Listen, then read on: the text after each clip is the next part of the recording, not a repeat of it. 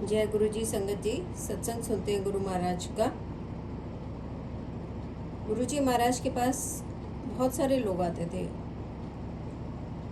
कुछ को जैसे बहुत भीड़ हो जाती थी तो गुरु जी कहते थे कि मेरी तो मुट्ठी भर संगत है, बाकी तो सारी भीड़ है।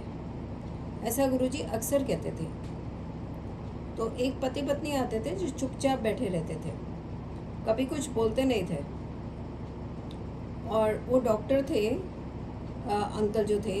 तो गुरुजी ने एक बार उनको बुलाया और उनको बोला, गुरुजी तो जानते थे अंदर में उनके मन में क्या है, भावना, इच्छा। तो गुरुजी ने उनको बुलाया और बोला कि घर जा, 5 लाख रुपए लेकर आ और बैग में लेके आ और यहाँ पे दे दे। वो अंकल 2 घंटे की ड्राइव करके आते थे, गए घर, 5 लाख रुपए लेकर आ गए। और उन्होंने वहाँ पे, गुरुजी उस समय अपने आसन पे नहीं थे, सिंहासन पे, तो वहाँ रख दिए। वापस गुरुजी आए तो उन्होंने कहा ये क्या है। सेवादारी ने कहा ये जो आपने मंगाया था वो लाए हैं अंकल। तो गुरुजी ने उनको बोला, अरे डॉक्टर तू तो पास हो गया। और फिर उनको, पति पत्नी को ट्रीटमेंट रूम में ले गए। वहाँ पे जैसे कि गुरुजी चम्मच से ट्रीटमेंट करते थे और पान के पत्ते लगाते थे, ऐसा गुरुजी ने किया। उसके बाद गुरुजी ने उनको पहले बोला कि जाओ, जाके ये पैसे वापस अपने घर पे रख के आओ। और फिर वो 5 लाख रुपए लेके गए, 2 घंटे लगाकर घर में रख के आए। कहने का अर्थ ये है कि ऐसा नहीं होता कि हम आते हैं गुरुजी के पास तो हम बोलते हैं कि गुरुजी अगर हमारा ये काम हुआ तो हम मानेंगे आप हो, नहीं तो नहीं हो, नहीं तो आप में शक्ति है, नहीं तो आप में शक्ति नहीं है। अक्सर लगभग सारी ही संगत लगभग ऐसा काम करती है।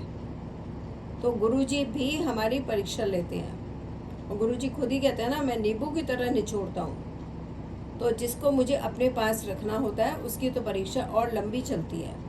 नींबू की तरह गुरुजी निचोड़ते हैं तो वही भक्त, वही लोग वहाँ पे रह पाते हैं। और जिनको नहीं रहना, जिनको गुरुजी महाराज ने नहीं रखना, उनकी चम दृष्टि होती है। चम दृष्टि माने शारीरिक दृष्टि होती है कि अरे ये कैसे गुरु हैं, इन्होंने कैसे कपड़े पहने हैं, अरे यहाँ तो लेडीज़ बैठी हुई है और ये तो संत लगते नहीं हैं। ऐसी दृष्टि जो रखते हैं उनको गुरुजी रखना भी नहीं चाहते अपने पास। और फिर वो 1-2 बार में आके वापस चले जाते हैं, कुछ भी नुक्स निकाल के। तो ये है कि गुरुजी महाराज ने जिन्हें अपना समझ के अपने पास रखना है उनकी परीक्षा तो होती है और लंबी होती है, नींबू की तरह निचोड़ते हैं। अब ये हमारे ऊपर है संगत जी कि हम गुरुजी महाराज के चरणों में रहना चाहते हैं तो परीक्षा से डरे नहीं, बिल्कुल भी अपना अटल विश्वास गुरुजी महाराज पे बनाए रखें। तो हमारे गुरुजी भगवान है, ये कहने की एक्चुअली आवश्यकता तो नहीं है, ये तो हमें पता ही है। गुरुजी महाराज ने हमें चुना है, ये उनकी हमारे ऊपर बहुत बड़ी कृपा है। दंडवत प्रणाम करते हैं संगत जी गुरुजी महाराज को और सब मिलकर कहेंगे जय गुरुजी, शुक्राना गुरुजी महाराज का।